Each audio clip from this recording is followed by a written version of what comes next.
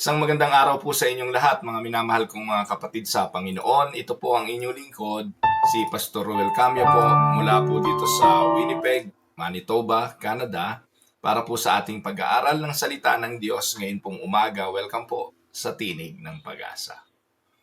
Ang atin pong pag-aaral ngayon ay pagpapatuloy ng atin pong series sa aklat po ng mga gawa ng mga apostol, at tayo po ngayon ay nasa chapter 2 na.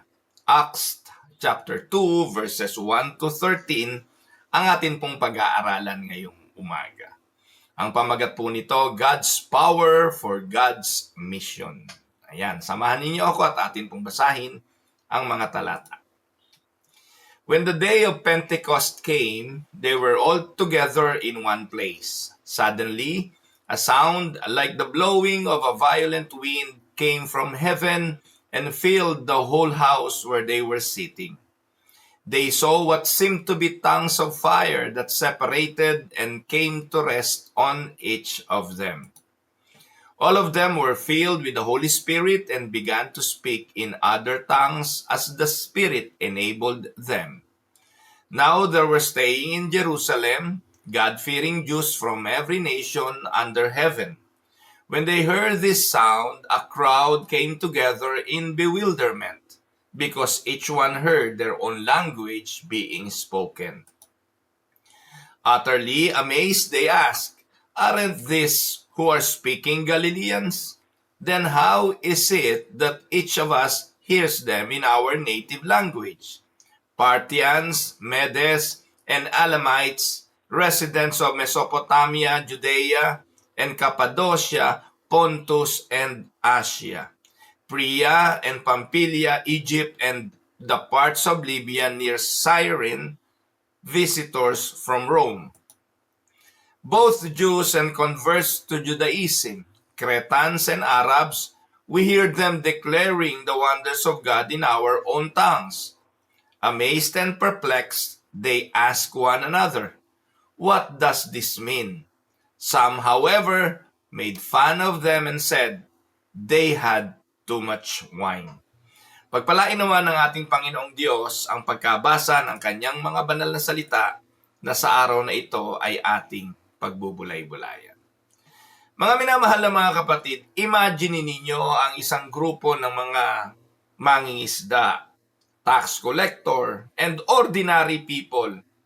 They were hiding in an upper room, 120, all of them, unsure of what the future holds. What will happen next? Patay na yung kanilang tagapanguna, pero nabuhay ito sa mga patay, umakyat sa langit, at naiwanan sila sa isang misyon na humayo at ipangaral ang Ebanghelyo. Jesus had promised them power from high. At sa Acts 1:8, ang sabi doon, wait for the Holy Spirit na siyang magbibigay ng kapangyarihan for them to be a witness. But so far, as they had was a promise, wala pa silang natatanggap na pangakong ito. Then suddenly, without warning, heaven invaded the earth and the church was born. The church was born not through human ingenuity, not on human wisdom, not on human propaganda, not even the plan of man, but it was the planned by the sovereign outpouring of the Holy Spirit. Sa ating mga pag-aaral sa mga nakalipas na araw dito po sa Tinig ng Pag-asa, lagi po nating tinitingnan kung ano ang tema ng mga talata upang ating mabilis na maunawaan ano ba ang theme ng Acts 2:1 to 13. Mga kapatid, Acts 2:1 to 13 can be summarized as 1. The outpouring of the Holy Spirit empowers the church for global witness. Ang layunin ng pagbaba ng Espiritu Santo ay kapangyarihan para sa kanyang iglesia upang ang iglesia ay maging instrumento sa paghayo at pangangaral bilang mga saksi sa buong mundo. Now, Here's why. Bakit? Bakit ang iglesia? Bakit kailangan gawin ito ng iglesia? Una, kasi ito'y fulfillment of God's promise. Katuparan ito ng pangako ng Diyos. Jesus promised in Acts chapter 1, 4-5 at yung verse 8 that the Holy Spirit would come and the Holy Spirit will empower the disciples. Hindi po nila magagawa yung naisin ng Panginoon. Hindi po nila matutupad ang mandate of the Great Commission without the power of the Holy Spirit. Kaya yung paniniwala na magagawa natin na tuparin ang mga gusto ng Panginoon on our might, on our own strength, that is impossible. We need the Lord, we need the power of His might. Ang sabi nga ng Bible, not by might, not by power, but by your spirit. My spirit, saith the Lord. Pentecost is the direct fulfillment of that promise and also a foreshadowed of the prophecy in the book of Joel chapter 2, 28 hanggang 32. No? Na pangako na pagdating ng araw, ibubuhos ang Espiritu at ang mga kabataan, lalaki o babae, magpapahayag, magsasalita ng mga wika. At ito po ay natupad dito po sa ating binasang talata. Ano ang layunin? Bakit kailangan? Ikalawa, empowerment for witness. The Spirit's arrival is marked by supernatural sign, wind, fires, and speaking in other languages, showing God's presence and equipping believers to proclaim Christ to people of every nation. That is the purpose. The purpose of the coming of the Holy Spirit is a preparation for the global ministry of the church. Ano pa ang layunin? Unity in diversity. Jews from every nation hear the gospel in their own languages, symbolizing the reversal of what happened in Babylon or in Babel and the beginning of the gospel global mission. Ano po ba nangyari sa Torre ni Babel?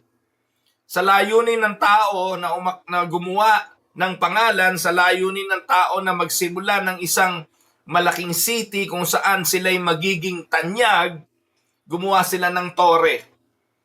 Pero hindi nais ng Diyos na ang tao ay lumika ng isang bagay o mag-create ng anumang bagay na ikatatanyag ng kanyang pangalan o magtayo ng isang organisasyon o isang komunidad na ang layunin lang ay itaas ang kanilang mga sarili. Sa pamamagitan ng ginawa ng taong ito sa aklat ng Henesis, namuhi ang Diyos at ang ginawa ng Diyos para hindi matupad ang layunin na sila'y lumawak, na sila ay matanyag, magkaroon ng pangalan, magkaroon ng city na may pangalan. That is what written in Genesis 11. Ang sabi ng mga tao, let us create a tower with the city, with the name, so that they will become popular. Pero ang ginawa ng Diyos, pinag-iba-iba ang mga lengguwahe nila. Winasak sila ng Diyos sa pamamagitan ng pag-iiba-iba ng lengguwaheng hindi sila magkaintindihan. Pero dito po sa Acts chapter 2, it was a reversal of what happened in Babel. Ang mga tao, kakaibang nangyari, nagkakaintindihan sila kahit hindi sila pare-pareho ng lengguwahe. Nagsasalita ang mga apostol na iintindihan ng lahat. And the Spirit, through the empowerment of the Spirit, na unify ang mga tao. The Jews, sabi, kahit hindi talagang kaparehas ng lengguwahe, naintindihan nila. At ito po'y beginning of the gospel's global mission. Pangapat, God's power breaking human limitation. The apostles are no longer fearful, but they become bold in speaking about the mighty works of God. Mababasa natin yan sa verse 11. Showing that the gospel ministry is not human-driven, but it was a spirit-driven ministry. It is very important Ano ba nagpapatakbo ng ministeryo mo, kapatid? Ano ba ang nangunguna sa ministeryo mo? Galing mo na lang, husay mo na lang, o yung kapangyarihan ng Espiritu Santo? Now, before we dive into our verse-to-verse discussion of the topic today, let us go back first to the context. Ano ba ang context ng ating pinag-aaralan? First, Acts chapter 1, Jesus ascended to heaven and commanded his disciples to wait in Jerusalem for the Holy Spirit. So anong nangyari? The disciples were praying, united, showing that God often moves powerfully among a praying, united people. Yan po ang sikreto, mga kapatid. Huwag niyong kakalimutan. Kung ano man ang binabalak ng simbahan, ano man ang mga plano ng simbahan, parati po na unahin ninyo ang diwa ng pagdadasal at ang pagkakaisa. Pentecost was a Jewish feast 50 days after Passover. And it was a celebration of Israel, the wheat harvest, and remembering the giving of the law at Mount Sinai. Kaya yung Pentecostes na ito, mahalaga ito. Inaalala ng mga Hudyo ang ginawang pagkakaloob ng Diyos ng 10 utos sa bundok ng Sinai. Pero sa pagkakataong ito, ang Diyos ay magbibigay hindi ng kasulatan na nakasulat sa tabletas, kundi kasulatang nakasulat na sa kanilang mga puso. At ito'y sa pamamagitan ng Santong Espiritu. In God's providence, Pentecost became now the day God poured out His Spirit to gather His harvest and write His law, not on tablet, but on the hearts.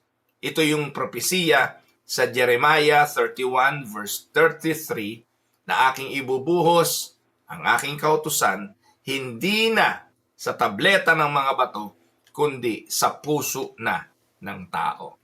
And this occur saan?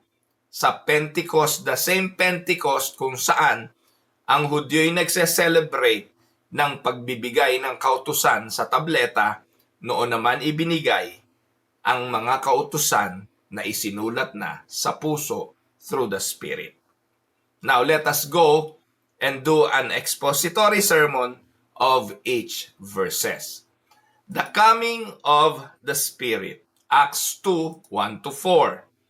When the day of Pentecost arrived, they were all together in one place, and suddenly there came from heaven a sound like a mighty rushing wind, and it filled the entire house where they were sitting.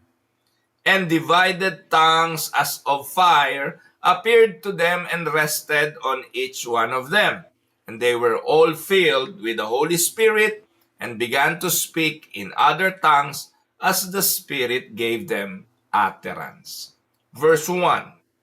God's timing. Hindi po aksidente na mangyayari ito at any given time. Ito po'y planado. Pentecost was a chosen day given by the Holy Spirit to symbolize the fullness of God's redemptive plan. Just as the law was given at Sinai, now the Spirit is given to write God's law on hearts. When the day of Pentecost arrived, those are the words. Hindi po aksidente yun. Nabasa natin sa verse 1 na araw ng Pentecostes, bumaba ang Santong Espiritu sa kanila. Significant yon. Katulad ng pagkainip ng mga tao doon sa Sinai habang hinihintay ang pagbalik ni Moses na dala ang tabletang bato, ang kaibahan lang dito, ang mga alagad handa na sila na tanggapin ito, hinihintay na nila ito sa diwa ng pananalangin at anticipation at handa na nilang sundin ang Diyos. Hindi katulad ng bansang Israel sa Ehipto tumakas, nakarating sa ilang na nung umakyat si Moses sa bundok para hingin ang tabletang kautusan, ang mga Israelita na inip, lumikha ng guyang baka, gumawa ng Diyos-Diyosa na kanilang sinasamba, ang puso nila wala sa diwa ng anticipation, wala sa diwa ng pananalangin, at wala sa diwa ng pagnanasang sundin ang kalooban ng Diyos. Nakita niyo po? Now, dito, verse 2, the sound of wind symbolizes the breath of God. Genesis 2:7, Ezekiel 37:9 to 10. This is divine life entering God's people. Yung hangin, sumisimbolo yan, mga kapatid, ng presensya at kapangyarihan, hininga ng Diyos. Katulad din yan, ang tao ay nilikha mula sa alabok, hiningahan ng kanyang ilong ng hiningang may buhay. Pagpapakita ito na ang mga mananampalataya sa panahon na ito, hindi lang hindi lang binigyan ng kapangyarihan, kundi binuhay na sila sa kalagayang espiritual na kung saan dati ay mga patay tayo sa ating kalagayan. Verse 3, tongues of fire represents God's presence and holiness. God is not distant. God dwells from now on with His people. Noong araw, mga kapatid, ang bansang Israel, sinamahan sila ng Diyos sa pamamagitan ng kautosang ibinigay, inilagay nila yon sa Arko ng Covenant at ito ang nangunguna sa bansang Israel. Nasa kanilang paglalakbay, nangunguna yung Ark of the Covenant. Ang laman naman ng Ark of the Covenant ay yung tabletas ng 10 utos. But this time, it is no longer the Ark of the Covenant that will lead people, not a material presence, but the spiritual presence of God through His Spirit. The Spirit of God dwells in us, believers. Amen? And verse 4, the feeling of the Spirit is not about emotional hype, but about divine empowerment for witness. Speaking in other languages was a supernatural sign for mission. Hindi po katulad ng mga itinuturo ngayon ng mga Pentecostal. Natuturoan ka pa, sige, kaya mo yan, magsalita ka, hindi po ganon. Kaya yung speaking in tongues na pinaggagawa ngayon ng mga Pentecostal ay isang napakalaking kahibangan. Ito po ay pagkilos ng Santong Espiritu para ihanda ang mananampalataya saan? Sa global mission. It is not even for personal edification kung ang pag-uusapan dito ay ang pagsasalita ng wikang ating nasaksihan. Dahil ang pagsasalita ng wikang ito, ang intention is for the other people to understand what they are saying, even if they don't speak the same language. Amen? Kaya nga po sa Reformed Theology, this event is redemptive historical. It is not repeated in the exact same way today. Hindi na po ito nauulit kahit kailan. Ito po'y prelude. Pentecost was a unique, once for all inaugurations of the Spirit's empowering presence in the church. Nang bumaba ang Holy Spirit sa iglesia, lahat ng tatawagin para manampalataya, tatanggap na nito. Hindi na paulit-ulit na ganito ang mangyayari na kagaya ng turo ng mga Pentecostal para ikay mabautismohan, kailangan kang magaganyan. Na iba naman doon sa nangyari dito sa Book of Acts chapter 2. Today, believers receive the Spirit at conversion. Ephesians 1:13, anong sabi? And you also were included in Christ when you heard the message of truth, the gospel of your salvation. When you believed, ano sabi diyan? You were marked in Him with the seal, the promised Holy Spirit. Kulang pa ba yan? Ephesians 1:13. Minarkahan na kayo nung kayo'y nanampalataya. So, ibig sabihin kung mananampalataya ka, the same experience, the same empowerment, the same feeling of the Spirit can be with you. Amen? At ano layunin ng Spirit? To empower you for bold witness. Hindi ka ba nagtataka nung ikaw'y nanampalataya na ang Espiritu'y nanahan sa'yo, naging matapang ka na ngayon, kinukwento mo na sa iba yung mga karanasan mo, kinukwento mo na yung testimony mo, yung mga mensaheng naririnig mo sa church, ikinukwento mo na sa iba. That is the work of the Holy Spirit. It will empower you to do the mission. Amen? O yan ang unang 4 na talata.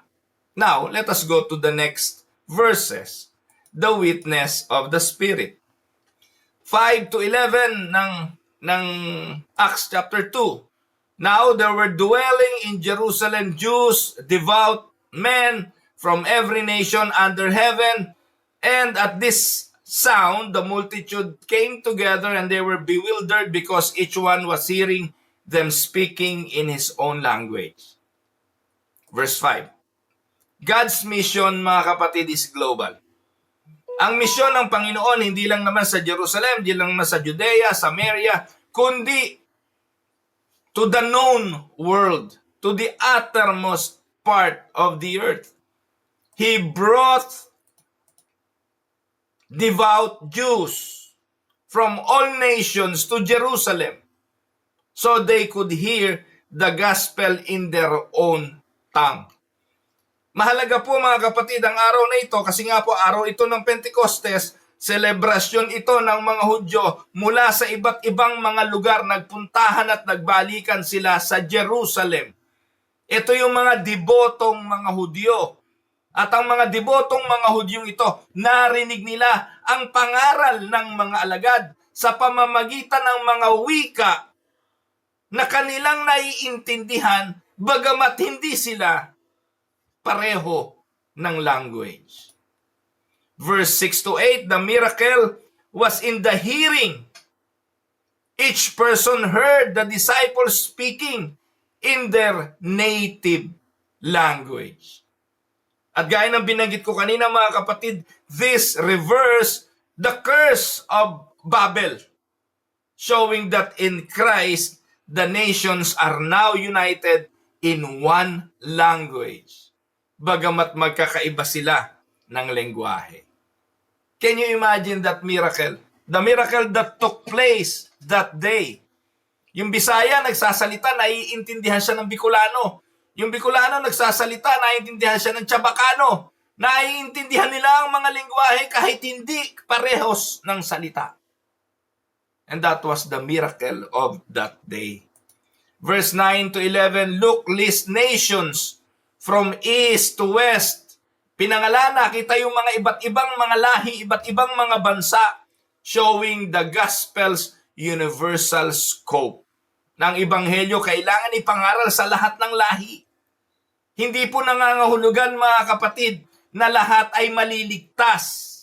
Hindi po tayo naniniwala doon sa universalism na palibasa si Jesus ay naparito at namatay sa krus, lahat na po'y ligtas. Hindi yun totoo dahil ang Panginoon ay namatay para lang sa kanyang mga pinili. Dahil kung siya'y namatay kahit hindi doon sa hindi ligtas, anong klaseng kamatayan yun? Para maging effective at epektibo ang kamatayan ng Panginoon, tiyak kung kanino siya namatay. Tiyak kung kanino niya ibinigay ang kanyang buhay. At ibinigay niya ang kanyang buhay para sa mga tupa at hindi sa mga kambing. Amen? The message was not vague mysticism. They were telling the mighty works of God. To illustrate, think of the Olympic opening ceremony. Yung mga atleta, iba't ibang mga lahi, iba't ibang mga bansa, they gathered together. Every nation. Pentecost is God's opening ceremony, just like the Olympic. An opening ceremony for the gospel, announcing that from that day onward, salvation is for all people. Baka understood na naman yan. Pag sinabing for all people, ibig sabihin niya not individual tao, kundi para sa lahat ng mga bansa. Inchik, Hapon, Koreano, kung ano man, lahat yan ay mapapahayagan ng Ebanghelyo. Kasi hindi na lang ito para sa mga Hudyo. Salvation is for all people, racial, ethnicity. Amen? Yan. So, third points, the reactions to the Spirit. Anong naging reaksyon ng iba't ibang mga tao tungkol sa Espiritu? Mababasa natin yan sa susunod na talata. And all were amazed and perplexed, saying to one another, what does this mean? But others mocking said, they are filled with new wine. Yung iba naman sila, bakit naiintindihan natin sila? Bakit natin alam kung anong mga sinasabi nila? Hindi naman sila kaparehas natin ng language. Pero yung iba ang sabi, ay, mga lasing lang yan. They are just filled with new wine. Verse 12, the Spirit's work draws curiosity. Itong tandaan ninyo mga kapatid. Ang tao na puspos ng Espiritu Santo kapag nagsimulang ipahayag ang kanyang testimony, it will draw curiosity from the non-believers.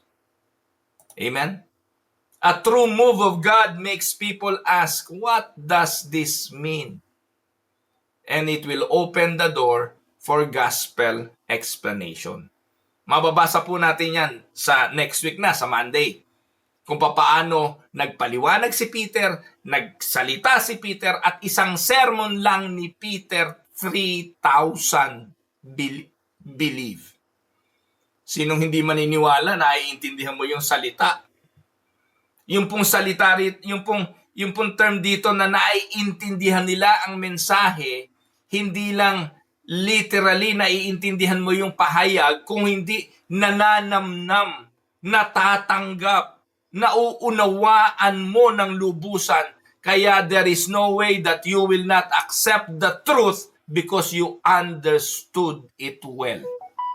Amen? Sa Monday po natin pag-aaralan yan. Ano po? So verse 13, others mocked.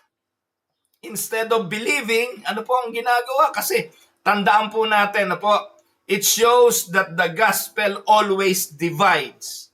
When the gospel has been preached, two results will happen. For the elect, ito po yung tinatawag nating irresistible grace. For the elect, when they heard the message, the word will regenerate. It will germinate.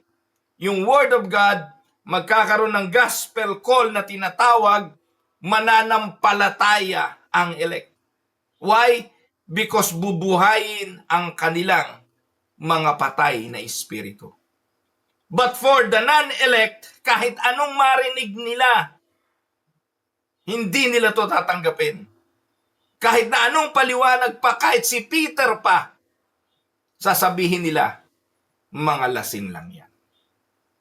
Amen? So the same spirit that draws some is the same spirit that will harden others.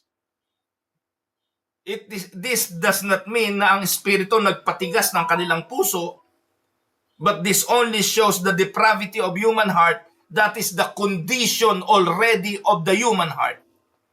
The condition of the human heart is hardened, na unless kumilos ang espiritu, hindi yun lalambot. Hindi nun tatanggapin ang mensahe ng Ebanghelyo. Pero pag pinili ka ng Diyos sa kaligtasan, na ang kaligtasan ay biyayang ipinagkakaloob sa kanyang maibigan, sa bahagi sa kanyang plano, kahit gaano katigas ang puso, ang Diyos ang babago ng pusong yan. So sa Reformed Insight, the Spirit's work is sovereign. God regenerates whom He wills. John 3:8. Umiihip ang hangin, di natin alam saan galing, alam nating may hangin. Ganun ang na-born again. We can proclaim the gospel faithfully, but only the Spirit can open the hearts to understand it. Tandaan ninyo, kahit na napakahusay ng nangyaring himalang ito, kahit na po ang Holy Spirit na ang nagbigay ng kapangyarihan para ang ebanghelyo ay maipahayag ng mga apostol na ito, the message was only effective. The message of the gospel was only effective to the elect and not to all the people. Not all people who heard the message believe. Ito po yung tinatawag na limited atonement. Ang ating Panginoong Hesukristo na parito hindi para sa lahat. Mahirap itong tanggapin ng mga sarado ang mga mata sa katotohanan at ipinagpipilitan na si Jesus ay naparito para sa lahat. Hindi. Dahil kung si Jesus ay naparito sa lahat, logic speaks, di dapat lahat nasa langit. Dapat lahat mananampalataya. Dapat lahat ay ligtas. Pero dahil hindi nga ganon, isa lang ibig sabihin, si Jesus ay naparito para hanapin at iligtas ang mga nawala. At sino yon? Yon ang kanyang mga tupa. At hindi para sa mga kambing. Amen? So, for more studies about this, puntahan niyo po yung YouTube channel ng Tinig ng Pag-asa. Hanapin niyo yung teaching about limited atonement, about irresistible grace, about total depravity. No? Andyan po yun. Yan po ay napakatagal ng paulit-ulit na itinuturo dito. Hanggang ngayon marahil yung iba hindi ito maintindihan. Pero if you want to get to know more about the doctrine and theological stand of our church, malapit na po. Tapos na po yung libro, kalahati na. Yung libro po ng inyong lingkod, yung Tinig ng Pag-asa, Discipleship Materials, nandyan po sa Pilipinas. Buti pa yung mga nasa Pilipinas, una kayong magkakaroon kesa sa amin dito kasi yung shipping medyo masalimuot. Pero para po doon sa mga nasa Pilipinas, take note, hindi po ito ibinebenta, ito po ipinamimigay. Ito po yung ministeryo ng inyong lingkod at ng ilang mga kapatirang nagsuporta sa ministering ito. If you want to have a copy of this book, then PM is the key. Siguro po mga kapatid, kailangan nyo lang magbayad ng shipping kasi wala naman po akong pambayad na para i-ship yan dyan sa lugar ninyo. So you just need to coordinate na po. I will anyway, ngayon pa lang ini-inform ko na kayo, nalalabas na po ito by September. I-distribute na po namin ang Tinig ng Pag-asa, the discipleship materials. Now, puntahan natin ang theological themes ng ating pag-aaral. 1. The sovereignty of God in redemption. Ano pong ibig sabihin? God planned Pentecost to accomplish His mission through His Spirit.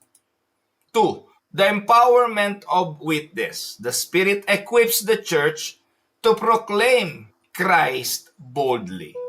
And the third, the unity of the nations in Christ.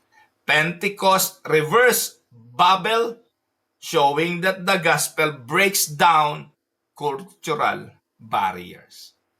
Yung pinaghati-hating mga bansa at mga lengguwahe sa pamamagitan ng Tore ni Babel, ni-reverse ito ng Santong Espiritu sa araw ng Pentecostes dito sa ating kasaysayan. Amen? Now, in application, depend on the Spirit, not human strength.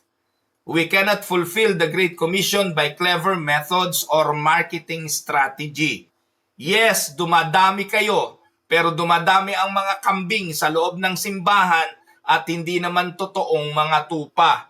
Kasi po, napakadali namang magparami, gayahin nyo lang yan G12, dadami kayo ng dadami, pero ano ang madami? Madaming puro emotional, puro materialistic, Puro mga taong ang hinahanap ay ang gusto lang ng katawan, ang gusto ng kanilang mga sariling pagnanasa at hindi ang gusto ng Santong Espiritu. Take note, strategy is not what we need. We need God's power. Amen? Kaya yung mga nagpapaloko pa kay Uriel Balano ng G12, na wala naman kayong nalalaman sa doktrina, kundi puro lang lundagan ng lundagan at mga sermong puro walang kakwenta-kwenta at basura. Sige dyan kayo. Kasi hanggat hindi naman kumikilos ang Diyos sa puso nyo, hindi kayo aalis dyan. At marami pang matatangay, maiengganyo, matatangay sa kung saan-saan yung mga turo ng G12 na yan. Marami nga kayo, pero anong alam ninyo? Wala. Be a gospel witness where you are. God has placed you in your Jerusalem to declare His mighty works. Embrace the unity of the church. Pentecost reminds us that the gospel is for every nation, every tribe, every language, not only for the Jews.